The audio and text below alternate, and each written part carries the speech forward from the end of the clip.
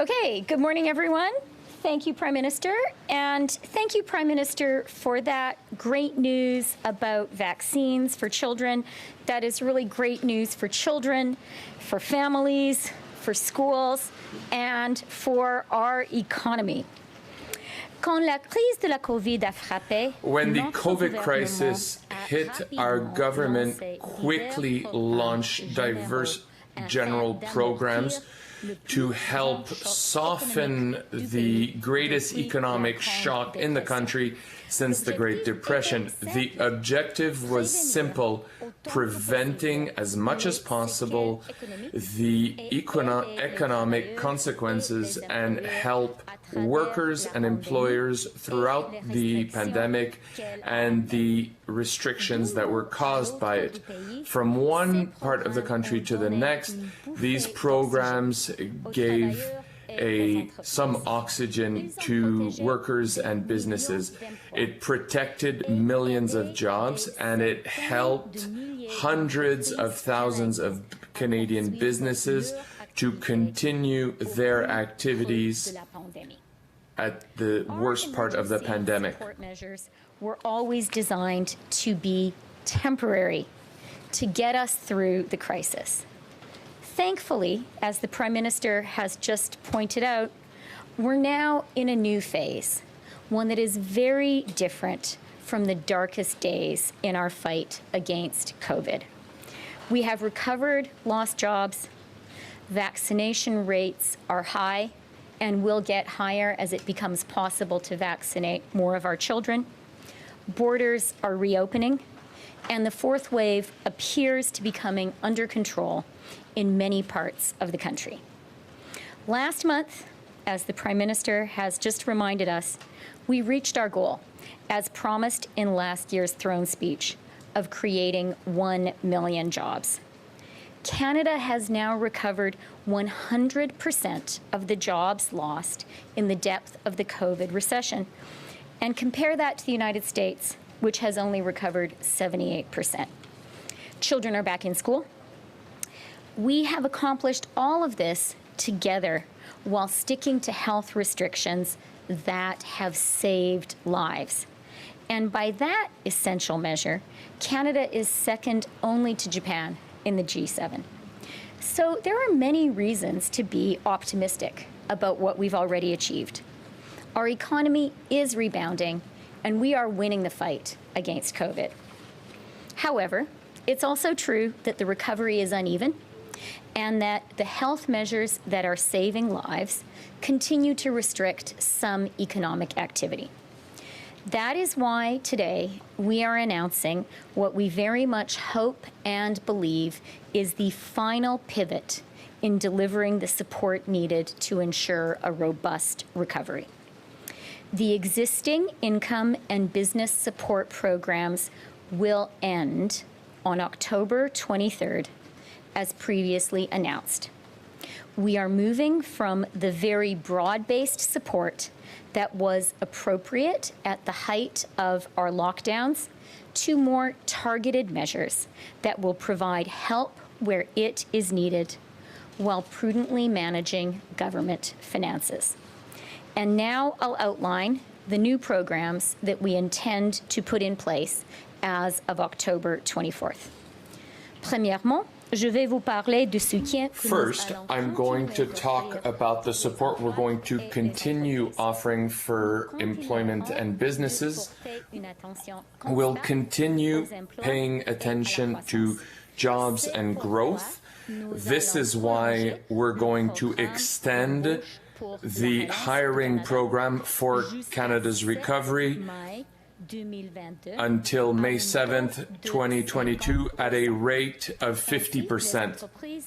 This way, businesses will be able to continue rehiring workers and creating the additional jobs that we still need. Also, we are aware that certain businesses are unable to meet all their needs because of the sanitary restrictions which are necessary and still in place. This is why we are offering two new targeted parts for recovery. So the first part is the tourism recovery. Will offer support to employers through the intermediary of the salary subsidy program and rent help. We're talking here about hotels, restaurateurs, and travel agencies, which are still facing restrictions for public health and traveling. The subsidy rate accorded this group of businesses is very targeted. Will start at 40% for those who've had a loss of revenue of 40%.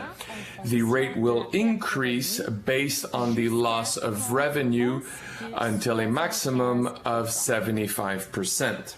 The second stream, the hardest hit business recovery program, will be available to employers who can show they have faced deep and enduring losses and will provide support through the wage and rent subsidy programs.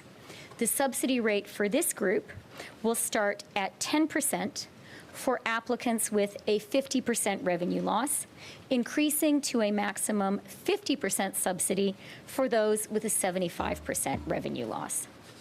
Support through both of these new streams will be available from October 24th to May 7th of next year. From March 13th to May 7th, the support will decrease by half as we prepare for a full recovery and the end of these extraordinary pandemic-related benefits. The eligibility for these programs will be a two-key system. One key will consider whether the employer has faced a significant revenue loss over the course of 12 months of the pandemic. The second key is revenue loss in the current month. And finally, we are creating a new lockdown support program that will be available in case the pandemic requires further local lockdowns in any part of the country. For those businesses that face temporary local lockdowns, we will make the wage and rent subsidy available up to the maximum amount for the duration of the local lockdown.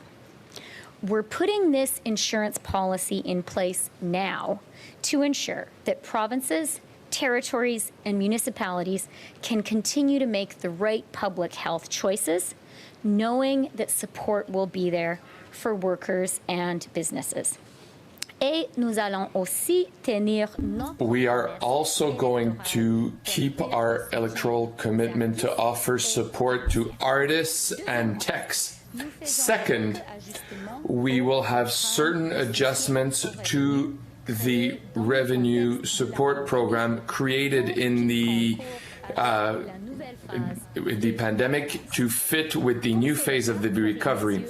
As is the case for business support measures, we are moving from a general program to more targeted support. Fourth wave of this pandemic, and it is particularly virulent in some parts of the country.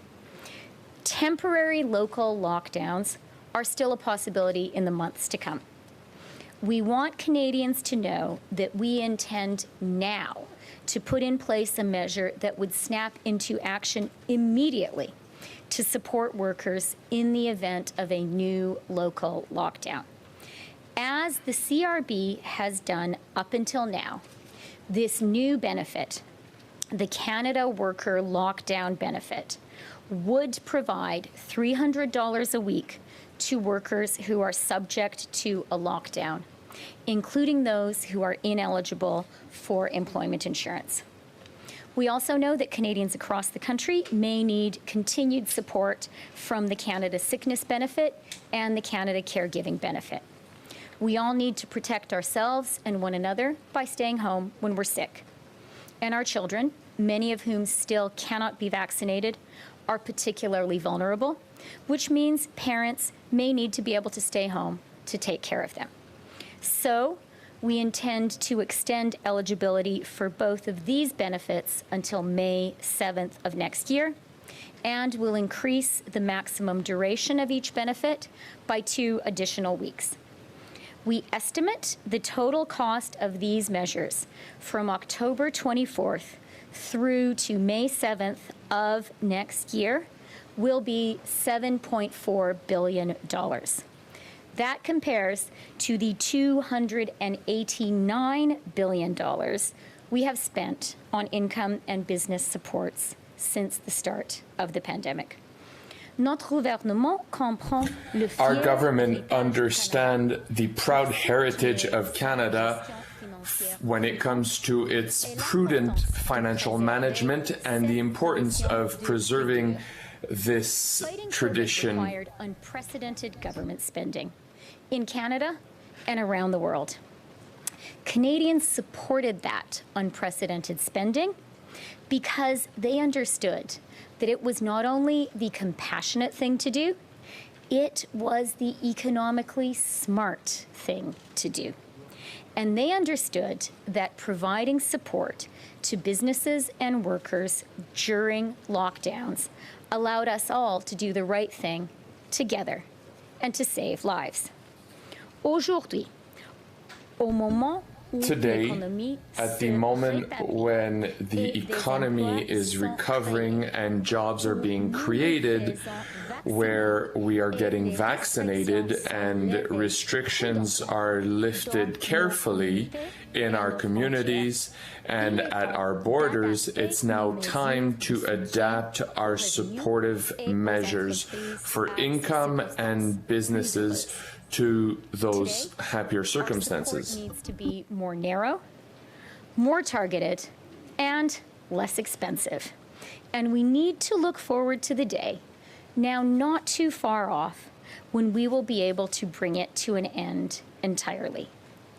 Our unrelenting objective is to protect and create jobs and to drive economic growth. It is to ensure the strongest possible recovery for everyone. Merci.